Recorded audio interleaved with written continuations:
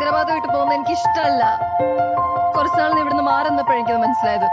നീ എന്ന് ചോദിച്ചില്ലേ നിന്നെ ടേക്ക് കെയർ ചെയ്യുന്ന ഞാൻ എൻജോയ് ചെയ്തിട്ടില്ലെന്ന്? ഞാൻ ശരിക്കും എൻജോയ് ചെയ്തിട്ടുണ്ട് സച്ചിൻ. I love you.